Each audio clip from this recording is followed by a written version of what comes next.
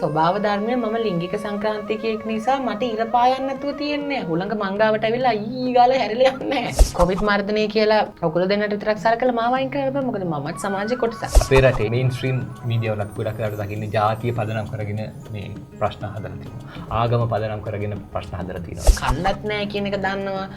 කොහෙටවත් යන්න විදිහකුත් නැහැ. කාගෙන්වත් ඉල්ල ගන්න විදිහකුත් නැහැ. එතකොට රෙන්ට් එක දුන්න නැත්නම් ගෙදරින් ඵලයන් කියලා කියන්න තරම් මිනිස්සෙක්ගේ හිත ගලක් වෙනවා කියන්නේ අපි මාර ඉන්න හිතෙන රටක් වාතය සම්පූර්ණයෙන්ම පිරිසිදුයි. ඒත් අපිට මාස්ක් එකක් අඳින්න වෙනවා. හැම උගේම අත් හොඳටම පිරිසිදුයි. හැබැයි අපිට අතට අත දෙන්න බැරි වෙලා තියෙනවා. තමන්ගේ සහකාරයම මත්ද්‍රව්‍ය පාවිච්චි කරන්න මත්ද්‍රව්‍ය ගන්න සල්ලි ඕන නිසා මේ තමන්ගේ ලිංගික සංක්‍රාන්තික සහකාරියෝ ගිහිලා පාරේ හිටවල තියලා ගනුදෙනු කාර්යෝ 3-4 දෙනෙක් එක ගිහිලා ආවට පස්සේ සල්ලි ටික අතින් අරගෙන මෙයාම ගෙදර එක්කන් යන වෙලාවලුත් තියෙනවා.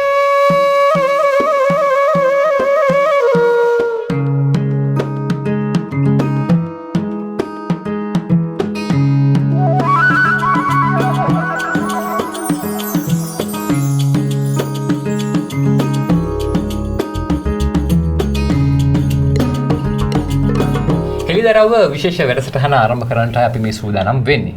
හෙළිදරව්ව කියලා කියන්නේ අපේ රටේ මේන් ස්ට්‍රීම් මීඩියා වල කියන්නේ ප්‍රධාන මාධ්‍යවල වැඩි කතා බහට ලක් නොවන උන්ට හසු නොවන ප්‍රදේශ තියෙනවා. මේ ප්‍රදේශ කියලා කියන්නේ භෞතික ප්‍රදේශ නෙමෙයි. දේවල් තියෙනවා. ඉතින් අන්නේ ඒවා පිළිබඳව හොයලා බලලා කතා කරන්න අපි නිර්මාණය කරපු වැඩසටහන තමයි හෙළිදරව්ව කියලා කියන්නේ. ඔව්. සමහර ප්‍රශ්න ගැන කතා කරන්න සමහර මිනිසුන්ට ඉඩක් හඬක් නැහැ. ඒ හින්දාම අපි හිතුවා සමාජ මාධ්‍ය ඒ වෙනුවෙන් භාවිතා කරන්න. මම පොඩි අදහසක් ඕගොල්ලන්ට දෙන්න. අපි සාමාන්‍ය මිනිස්සු උපදිනකොට අපි දකිනවා භෞතික ශරීරය ගත්තාම ස්ත්‍රී සහ පුරුෂ විදිහට අපි උපදිනවා. ඉතින් අපි ඒකත් එක්කම අපි දන්න මානසික දෙයක්ත් තියෙනවා. දැන් ඒ පිරිමි ශරීරයට පිරිමි මානසිකත්වයක් ආවට පස්සේ පිරිමික් විදිහට අපි ඔහුව හඳුන්වලා දෙනවා. කාන්තාවට කාන්තා මනස ආවට පස්සේ ශරීරාංග වලට කාන්තාවක්. හැබැයි අපි දන්නවා අපි සමහර ඔබ කැමති නැහැ සමහර විට පිළිගන්න කාන්තා ශරීරයකට පිරිමි මනසක් එන්න පුළුවන්. පිරිමි ශරීරයකට කාන්තා මනසක් එන්න පුළුවන්. ලිංගිකත්වය පිළිබඳව ගත්තොත් එහෙම අපේ ලිංගික ලබැඳියාවන් ගත්තොත් එහෙම ඒවත් වෙනස් වෙන්න පුළුවන්. මේක මේ අපි බෝ වෙන ලෙඩක් හරි එහෙම එකක් නෙමෙයි. එහෙම ජන කණ්ඩායමක් අපේ රට ඇතුලේ ඉන්නවා. ඉතින් ඔවුන්ව සාමාන්‍ය තත්ත්වයේ යටතේත් ගොඩක් වෙලාවට අර ඩිස්ක්‍රිමිනේට් කරනවා කියලා කියන්නේ. එහෙම තත්ත්වයන් වලට ඔවුන් මුහුණ දෙනවා. මේ වසංගත කාල සීමාව තුළ ඔවුන් තවත් සුවිශේෂී වූ ප්‍රශ්න වලට මුහුණ දෙනවා. ඉතින් ඒ ගැන තමයි අද දවසේ කතා කරන්න බලාපොරොත්තු වෙන්නේ. ඒ කිසිම කෙනෙක්ව කොන් කරන්න අපිට කිසිම අයිතියක් නැහැ. මොකද ඒ අයත් අපි වගේම හුස්ම ගන්න මිනිස්සු. අපි කතා කරමු විවෘතව. අපි නොදන්නා දේවල් පිළිබඳව. අද දවසේ අපිත් එක්ක එකතු වෙලා ඉන්න ආරාධිතයව හඳුනලා දෙන්නටයි මේ වෙලාවේ සූදානම් වෙන්නේ. ඇය ඉතාමත් ජනප්‍රිය සමාජ ක්‍රියාකාරිනියක්. ඒ වගේම ඇය සම්මානිත නිලියක්. අපි කතා කරනකොට ඔබට තේරෙයි ඇයි ඇය ඒ සමාජභාවයන් වෙනුවෙන් පෙනී සිටින්නේ කියලා. අද අපි ආරාධනා කරා සමාජ ක්‍රියාකාරිණී භූමි හරේන්ද්‍රන්ට.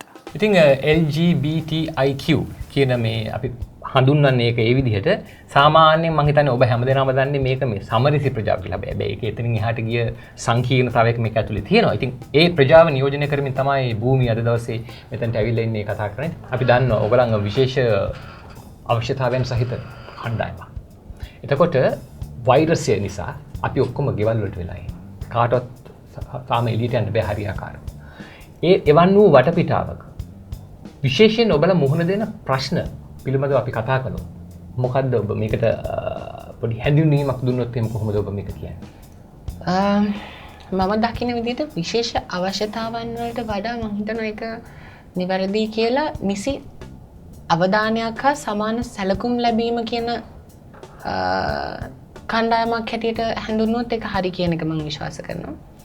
මුහුණ දෙන ගැටලුව වශයෙන් ගත්තාම කොටස් කීපයකින් අපි මේ දවස්වල ලංකාවේ නම් කියන ලිංගික සුළුතරය කියලා. කොටස් කීපයකින් අපි දකිනවා ඔවුන් ගැටලු වලට මුහුණ පාන එකක් මානසික සෞඛ්‍ය කියන එක. අනිත් එක ආර්ථික වශයෙන් පොදු මහ ජනතාව කියන කොටසෙන් වෙනස්ම කරලා සලකන කොටසක් නේ. ඉතින් එතකොට එහෙම බැලුවම ආර්ථික වශයෙන් යම් කිසි ආකාරයකින් පොදු මහ ජනතාවට වැඩි ගැටලු තෝගයකට මුහුණ දීලා තියෙනවා. ඒ වගේම තමයි යම් සෞඛ්‍ය ගැටලු පැත්තෙන් ගත්තාම ලිංගික සුළුතරය අතරිනුත් කොටසක් මුහුණ ප්‍රශ්න ගැටලු වලට මුහුණ දෙමින් ඉන්නවා. ඔව් අපි කතා කරොත් එහෙම භූමි මේ කතා කරන සමාජ ප්‍රශ්නය පිළිබඳව අපි නොදන්න මාතෘකාවන් ගැන සමාජ මාධ්‍යයේ කතා කරොත් එහෙම හුඟක් වෙලාවට ඒ පිළිබඳව දක්වන්නේ වැරදි විවේචන. ආකල්පය වෙනස් කරන්න කිව්වොත් එහෙම මඩ ප්‍රචාර වලින් කුණුහරුප වලින් සමාජ මාධ්‍ය පුරවලා දානවා. අපි ඒ ගැන හිතන්නේ ඒ ගැන අපිට දැනුමක් නැහැ කියලා. ඒ හින්දා ඔබට තේරෙයි මේ කතා බහ ඇතුළතදී අපි දන්නේ නැති දේවල් කොච්චර තියෙනවද කියලා. අපි ජීවිතේ භූමි හුඟක් වෙලාවට ඉස්සරහට යනකොට සමහර අවස්ථාවන් වලදී සවයි වෙන්න ඕනේ කියලා අපි තේරුම් ගන්න ඕනේ. ඔබේ ප්‍රජාව ඇතුලේ මේ COVID-19 වෛරසය ආවට පස්සේ සවයි වෙන්නට බැරි වුණේ ඇයි කියලාද ඔබ හිතන්නේ? ඒ වාතාවරණයකට සූදානම් වෙලා තිබුණේ නැහැ. ඉතින් මේ අපි ගොඩක් වෙලාවට ගම් වතුර වගේ අවස්ථාවන් වලදී කොහොමද උදව් කරන්නේ? ගම් වතුර දැම්මොත් අවතැන් වුණොත් කොහොමද උදව් කරන්නේ? ඒ වගේ තමයි අපි සූදානම් වෙලා හිටියේ විවිධ ආයතන වල ආධාර හරහා.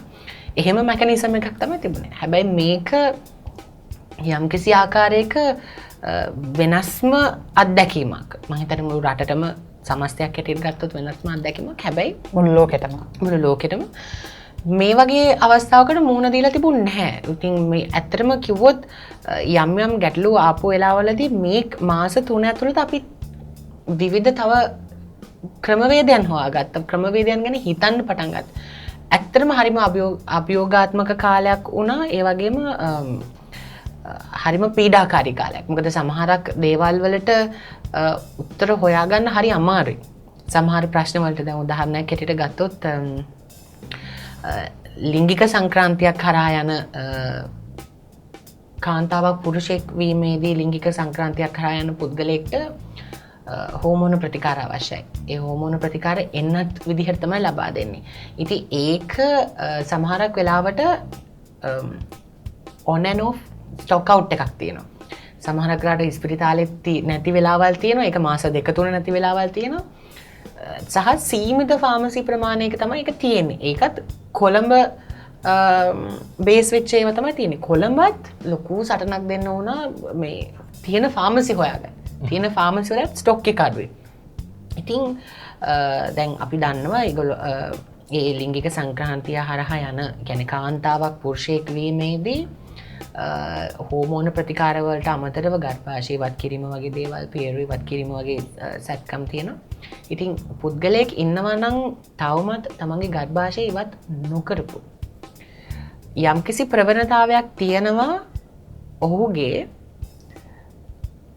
මාසික ඕසප් චක්‍රය නැවත ක්‍රියාත්මක වෙන්න පටන් ගන්න.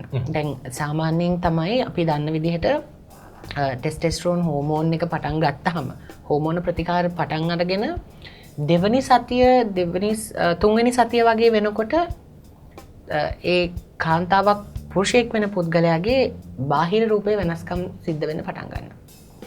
ඉතින් ඒ කියන්නේ ඩබල් වෙන්න පටන් ගන්නවා, කටහඬ ගොරෝසු වෙනවා, සුදුවට හිටපු කෙනෙක් නම් පොඩක් තලලු වෙන්න පටන් ගන්නවා, මාසික ඕසප් චක්‍රය ටික ටික නවතිනවා, ඔය වගේ දේවල් වෙනවා. ඉතින් එතකොට ඒ හෝමෝන ප්‍රතිකාරය නොකඩවා ගන්න ඕනේ. ඒක අපි හිතමු මාසෙකට හෝ එකහමාරකට නැවතුනොත් සමහරුන්ගේ ශරීරය අර අපි කියනවා depends on bodies කියලා.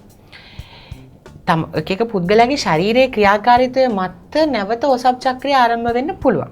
ඉතින් අපි හොඳාකාරවම දන්නවා ලංකාවේ ලිංගික සංක්‍රාන්තිකයෝ සමරිසි ප්‍රජාවේ පුද්ගලයෝ ගොඩක් මේ සමාජ වාතාවරණය නිසා කුලී ගෙවල් වල ඉන්නේ. එතකොට හිතන්නේ ඒ වගේ අනන්‍යතාවයේ සංගවගෙන ඉන්න පුද්ගලයෙක්ට මාසික ඔසප් චක්‍රයක් ක්‍රියාත්මක වෙනවා කියන්නේ පටන් ගන්නවා කියන්නේ එතන ලොකු ගැටලුවක් තියෙනවා. සමහරක් වෙලාවල් වලට මේ දෙවනි පාර කර්ෆියු එක අයින් කරපු වෙලාවේ ගෙවල් වල කුලියට ඉන්න තැනින් යන්න කියලා කියපු වෙලාවලුත් තිබුණා. ඉතින් ඒ ළමයින්ව දිස්ත්‍රික්කයක් කරා යන්නත් බෑ, ගෙවල් වලට යන්නත් බෑ. මොකද තමන්ගේ රූපෙත් වෙනස් කරගෙන වෙනස් වෙලා ප්‍රතිකාරات එක්ක සෑහෙන ගැටලු තිබුණා. ඉතින් මම විශ්වාස කරනවා රටක් හැටියට මේක අපි හැමෝම එකට එකතු වෙලා මුහුණ දෙන්න ඕන දෙයක්. ආගමික වශයෙන් හෝ ජාති වශයෙන් හෝ කුලමල ලිංගික අනන්‍යතාවයන් මිනිස්සේ ගෑණියක්ද පිරිමියෙක්ද කියන එක බලලා අපිට මිනිසුන් වෙන් කර මේව කරන්න මේ රටක් හැටියට මේ වගේ වසංගත තත්ත්වයක් ජය ගන්න බෑනේ. මේක හැමෝම එකතු වෙන්න ඕන. මොකද අපි හිතමු කොවිඩ් මර්ධනය කියලා ඔකුල දෙන්නට විතරක් සලකලා මාව අයින් කරන්න බෑ. මොකද මමත් සමාජයේ කොටසක්. ඒක පිළිගත්තා හෝ නැතා හෝ මමත් ආරක්ෂා වෙලා ඉන්න ඕනේ. මොකද සමහරකට මට හැදලා මගෙන් ඕගලන්ට එන්න බැරිත් නෑ. මොකද මගේ වටා වෙනම පාරවලල්ලක් නැහැනේ. මගෙන් එහාට වසංගතය යන්නේ නෑ නැත්නම් මට ඉෆෙක්ට් වෙන්නේ නෑ කියන. ඉතින් මං හිතනවා මේක රටක් හැටියට මේ වගේ වෙලාවකවත් අඩුම ගානේ මේ වගේ වෙලාවකවත් මේ ලේබල් ගත කිරීම කරන්න නැතුව මේ බෙදලා වෙන් කරන්න නැතුව පෙරලා ගන්න නැතුව හැමෝටම එක වගේ සමානව සලකනවා නම් මං හිතනවා ඒක මීට වැඩිය ඉෆෙක්ට් එකක් ගන්න පුළුවන් කියලා. මීට වැඩිය අපිට ඉස්සරහට යන්න පුළුවන් කියලා. මොකද මේ දැන් හැමෝටම අර 5000 දීමනාව හම්බුණා. ගොඩ සංක්‍රාන්ති ලිංගික කාන්තාවන්ට කුලියට ඉන්න අයට හම්බ වෙලා තිබුණේ නැහැ. ඒගොල්ලන්ට පදිංචි සහතිකය තහවුරු කරගන්න ග්‍රාම තව කොහෙන්ද ලියුමක් හරින් මේ මුළු රටටම බලපවත්වන ඇඳිරි නීතියක් තියෙන කාලයක්. දැන් උදාහරණයකට මාව ගත්තොත් මං ඉන්නේ ගල්කිස් දෙහිවල ප්‍රදේශයේ. ඒතකොට මගේ අම්මා ජීවත් වෙන්නේ දෙමටකොට ප්‍රදේශයේ. ඒතකොට මම අර වගේ මගේ පදිංචිය තහවුරු කරගන්න හරි කුලියට ඉන්න හරි කියලා මට මගේ උපන් පළාතෙන් ලියුමක් හරි මොකක් හරි ගේන්න කියනවා. මේ ඇඳිරි නීති කාල සීමාව තුළ මං කොහොමද යන්නේ? කොහොමද මං යන්නේ? ඒක හරි ප්‍රායෝගික ප්‍රශ්නයක්නේ, ගැටලුවක් නේ, ඒක කරන්න බෑනේ. ඉතින් ඒ වගේ ඉල්ලපු වෙලාවල් තිබුණා. ඉතින් එතන ඒ ප්‍රදේශයේම සංක්‍රාන්ති ලිංගික නොවන හෝ මේ ලිංගික සුළුතරයට අදාළ නොවන පුද්ගලයන්ට එක විදිහකට 5000 දෙන්නයි. එතකොට ලිංගික සුළුතරයට එක විදිහකට 5000 දෙන්නයි. ඔය ඇත්තට මම හිතන්නේ එක කාරණාවක් මතක් කරපේක පොඩ්ඩක් ආයි මතක් කරලා ගියොත් හොඳයි කියලා මට හිතුණා තනුජා. ඒකට හේතුව තමයි දැන් අපේ රටේ මේන් ස්ට්‍රීම් මීඩියා වලත් ගොඩක් වෙලාවට දකින්නේ ජාතිය පදනම් කරගෙන මේ ප්‍රශ්න හදලා තියෙනවා. ආගම පදනම් කරගෙන ප්‍රශ්න හදලා තියෙනවා. ඒ වගේම මේ වගේ LGBTIQ ප්‍රජා වගේ ඒ අයටත් ප්‍රශ්න හදලා මේක වෙන් කළා ප්‍රශ්න හදලා උන්ව තල්ලු කරලා තියෙනවා. හැබැයි තල්ලු කිරීමෙන් මේ වෛරසය ඉවත් කර ගැනීමේදී නැත්නම් මේකෙන් අපි ඉවත් වීමේදී වෙන්නේ හානියක්. ඒ නිසා තමයි අපි හෙළිදරව් ඇතුලේ මේ දේවල් පිළිබඳව කතා කරන්නේ. දැන් භූමි කිව්වේ සෞඛ්‍ය ප්‍රශ්න පැත්ත ගොඩක් වෙලාවට. දැන් මේක ඇතුලේ ඔය හඳුන්වා දීමේදී තව කතන්දරයක් කො මේ ආර්ථිකමය කාරණා බලපාන විදිහකුත්. මේක කොහොමද විහිදෙන්නේ? කොයි විදිහටද යන්නේ? නැන්දේ ලිංගික සුළුතරය කියන එක ගත්තාම ගොඩක් වෙලාවට අපි දකිනවා ඔවුන්ගේ මූලික රැකියාවන් බහුතරයේ එදිනෙදා වේතනය පදනම් කරගෙන තමයි තියෙන්නේ. කුලි වැඩක් හරි එහෙම නැත්නම් අපි මම එක ගොඩක් තැන්වල කියලා තියෙනවා සංක්‍රාන්ති ලිංගික කාන්තාවන්ව ලංකාවේ හුඟක් වෙලාවට යොදවලා තියෙන්නේ යෙදෙන්න වෙලා තියෙන්නේ ලිංගික වෘත්තිය. ඉතින් එතකොට ඒකෙන් තමයි ඔවුන්ගේ කුලිය ගෙවන්නේ, කන්නේ බොන්නේ, හෝමෝන ප්‍රතිකාර ගන්නවා නම් ඒ ගන්නේ, තමන්ගේ ශරීරය නඩත්තු කරන්නේ, සමහර කරනට ඒකල තමන්ගේ ගෙවල් නඩත්තු කරන වෙලාවලුත් තියෙනවා. මම උදාහරණයක් කියන්නම්. මේක ලිංගික සංක්‍රාන්ති ලිංගික කාන්තාවක් ඉන්නවා. අයියලා 3 දෙනයි. මෙයයි අම්මයි තාත්තයි නංගි හරි අක්ක කෙනෙක් හරි ගවයි. ගෙදර පිරිමි එතකොට 4යිනේ. අපි මෙයාව පැත්තකට දාමුකෝ. ජීව විද්‍යාත්මක පිරිමියෙක් වුණාට මනසින් කාන්තාවක් අපි මෙයාව පැත්තකට දාමු.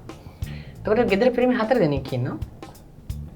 හොඳට එතකොට දැන් උසම 4 වැඩ දැන් මගේ යාළුවටම මම මේ කියන පුද්ගලයාටම අවුරුදු 35 40 අතර වයස ප්‍රමාණය.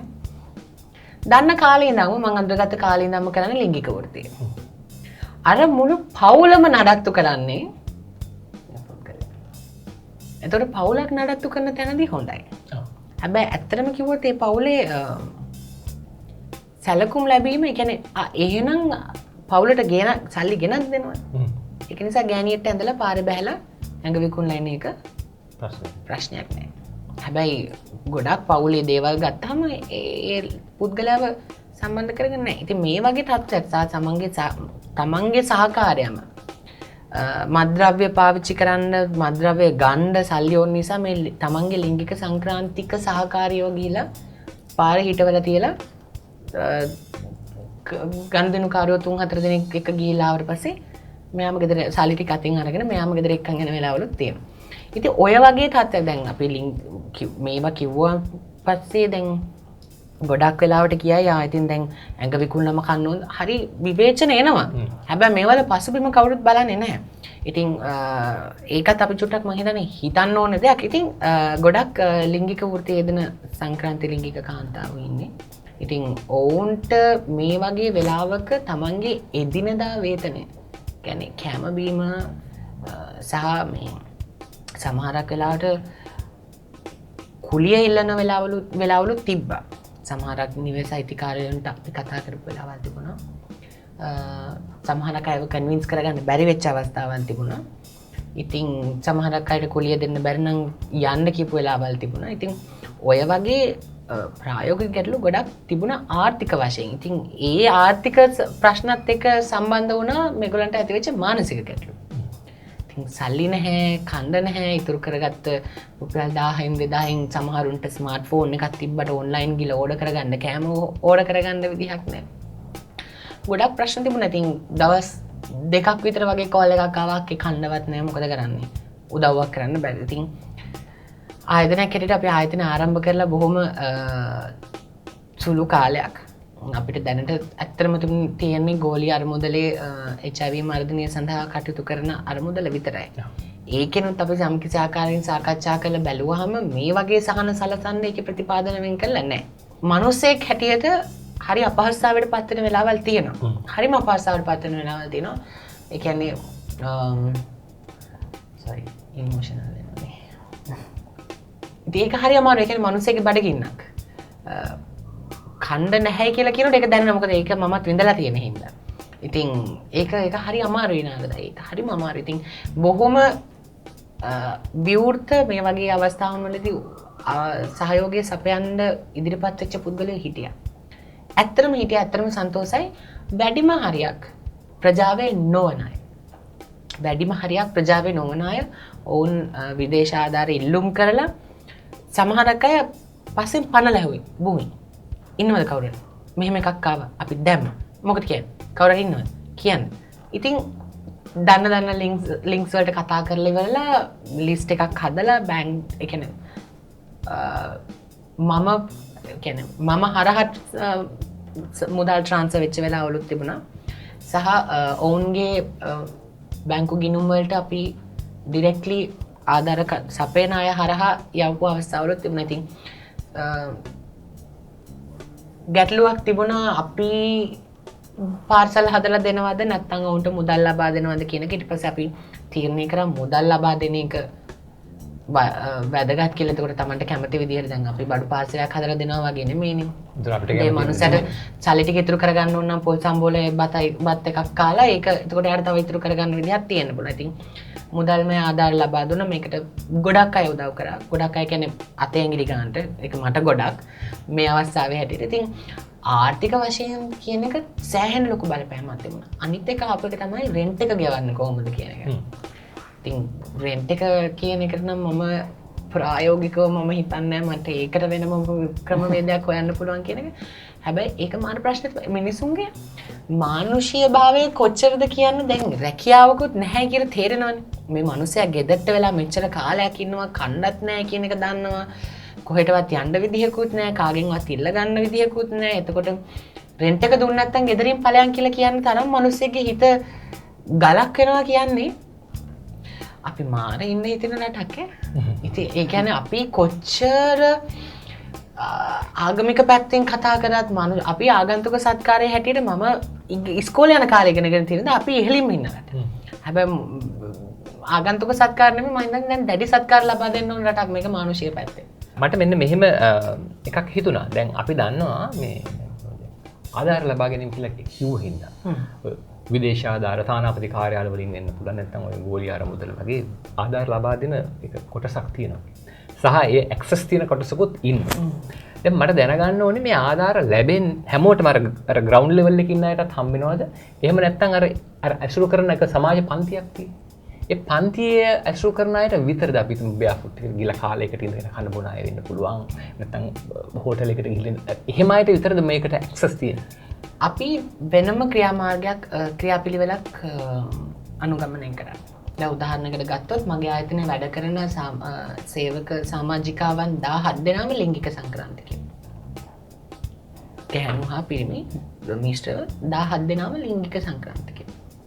හැබැයි මේ ආධාර ආපු වෙලාවේ මම එක ආධාරයක්වත් දුන්නේ නැහැ මගේ ආයතනයේ වැඩ කරන අයට.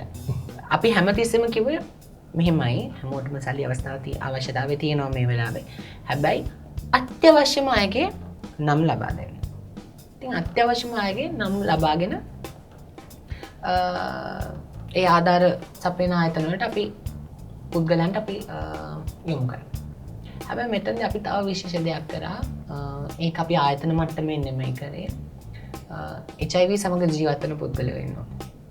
ඔවුන්ටත් දැන් ගිහිල්ලා කියන්න බැහැනේ. ඔවුනුත් සමහරක් වෙලාවට කුලියට ඉන්න තැන් තියෙන ඉතින් අර එක්ස්පෝස් වෙන්න බයට තමන්ගේ අනන්‍යතාවය ගැන තියෙන බය නිසාම ඔවුන් සමහරක් වෙලාවට ගිහිල්ලා ඔය 50 ගත නැති වෙලාවලුත් තියෙනවා. ඉතින් ඒ වගේ අයටත් මමත් ඇතුළුව තව අපේ ක්‍රියාකාරී සහෝදර සහෝදරියෝ කණ්ඩායමක් එකතු වෙලා ඔවුන්ටත් යම් කිසි විදිහකින් පුළුවන් විදිහකට මේක මං හිතන්නේ නැහැ අපි කිව්වොත් එහෙම අපි මුළු ලංකාවම ආවරණය කරා දිස්ත්‍රික්ක 25 මෙන්න ලිංගික සුළුතර ප්‍රජාට අපි උදව් කරා නෑ නොවෙන්න පුළුවන් අපිට මග ඇරිච්ච පුද්ගලයෝ ඉන්නත් පුළුවන් බලාපොරොත්තු නොවෙච්ච විදිහට ආපු දෙයක් සහ උපකාර උදව් ගන්නකොට ඒවල ගොඩක් restrictions තියෙනවා බාධාවන් තියෙනවා barriers තියෙනවා ඉතින් ඒ හරහා අපි විශ්වාස කරන පුළුවන් උපරිම විදිහට අපි කරන්න පුළුවන් යමක් කරන්න උත්සාහ කරා කියලා විශ්වාස කරනවා එතකොට භූමි ඔයා කලින් කිව්වා අපි මේක බලාපොරොත්තු වෙච්ච දෙයක් නෙවෙයි කියලා. ඇත්තටම මමවත් නාරදවත් මේක බලාගෙන ඉන්න අයවත් මේක බලාපොරොත්තු වෙච්ච දෙයක් නෙමෙයි. ඒක තමයි ජීවිතය කියලා කියන්නේ. එහෙමනම් අපිට ඉස්සරහට මේ වගේ ලෝකයකට තමයි යන්න වෙන්නේ. වාතය සම්පූර්ණයෙන්ම පිරිසිදුයි. ඒත් අපිට මාස්ක් එකක් අඳින්න වෙනවා. හැමෝගෙම අත් හොඳටම පිරිසිදුයි. හැබැයි අපිට අත දෙන්න බැරි වෙලා තියෙනවා. ඒ වගේ ලෝකයකට තමයි අපි ඉස්සරහට යන්නේ. එහෙමනම් ඔයා වගේ පෞරුෂය වර්ධනය කරගත්තේ නැත්නම් මේ දරුවෝ ඉදිරියේදී ලොකු ඛේදවාචකයකට යනවා. මේ වැඩසටහනේ අරමුණක් තමයි ඒ අයවත් සවිබල ගැන්වීම. මොකක්ද ඕගොල්ලෝගේ ඉදිරි පියවර?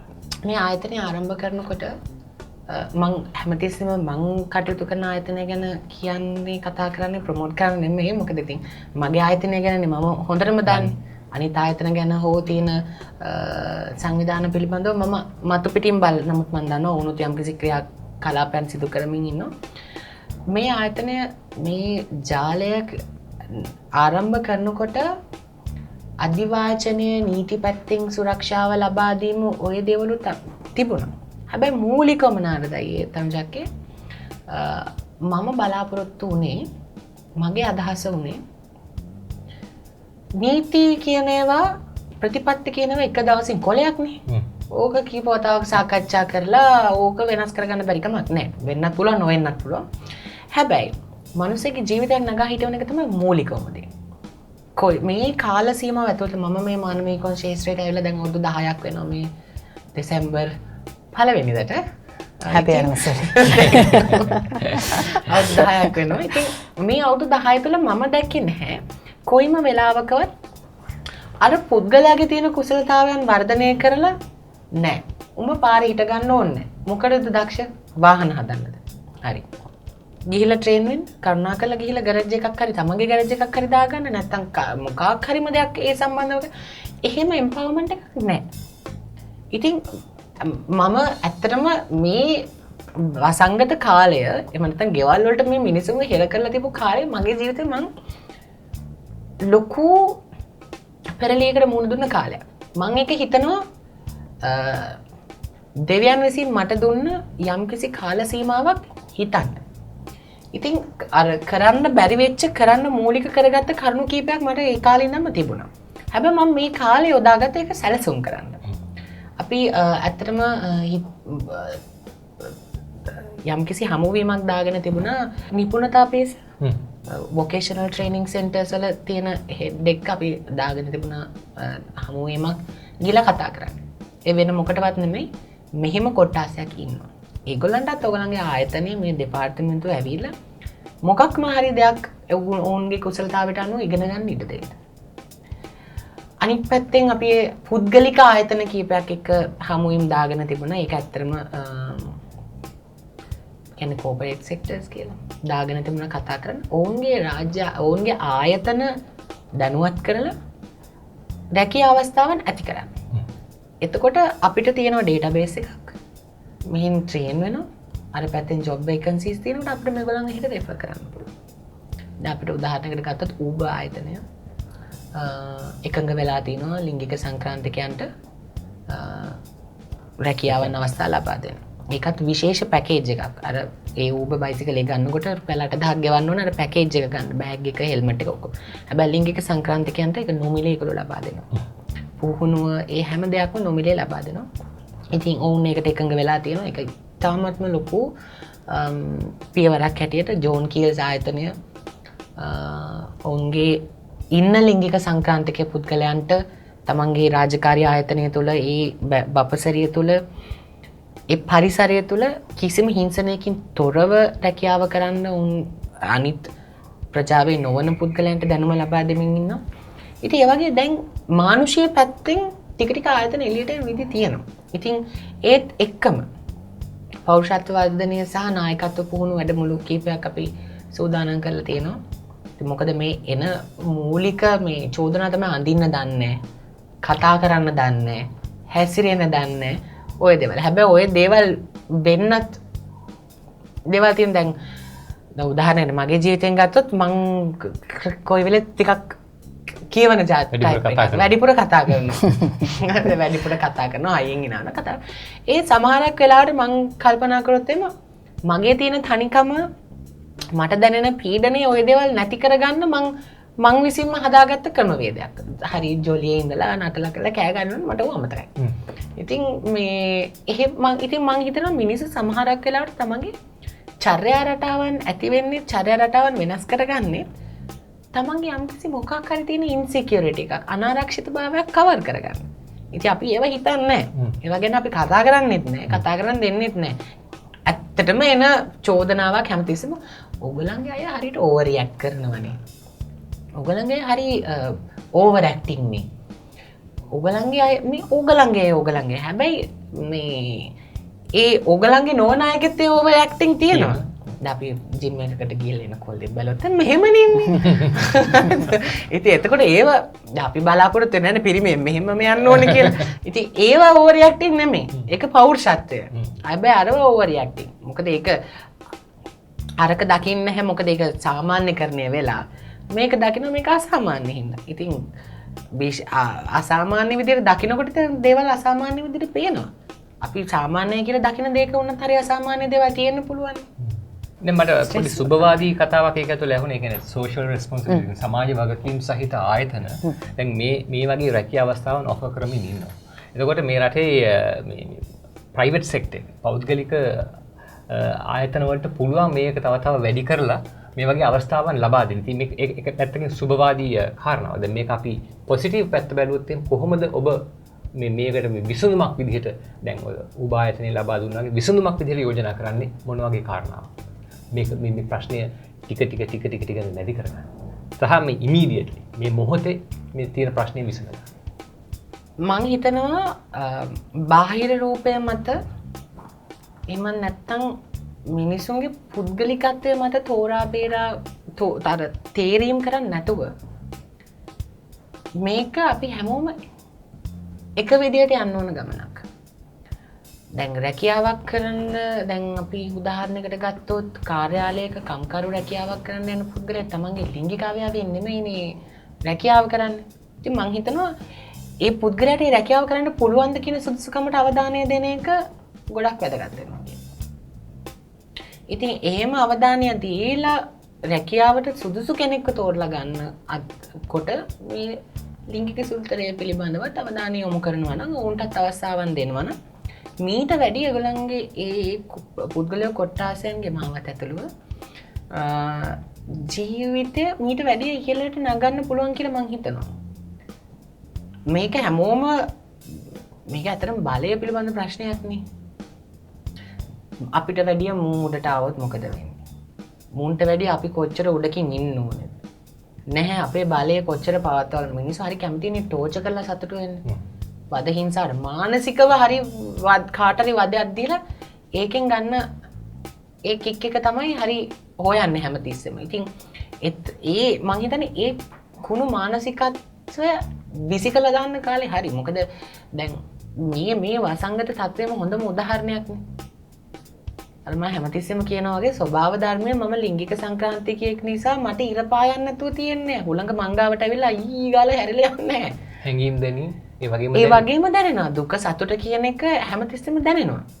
ඉතින් මං කියන්නේ මේක හිතන්න ඕනේ තමන්ගේ පටු කොටු වලට දාලා නෙමෙයි. විවෘතව හිතන්න ඕනේ. මේක ස්වභාව ධර්මයේ ඇත්තටම මම දකින විදිහට මිනිසුන්ට හිතන්න දීපු අවස්ථාවක්. හැදෙන්න දීපු අවස්ථාවක්. මන් දන්නේ නැහැ කොච්චර දුරට හැදෙයිද කියන එක මට ලෝක ප්‍රශ්නයක් තියෙනවා.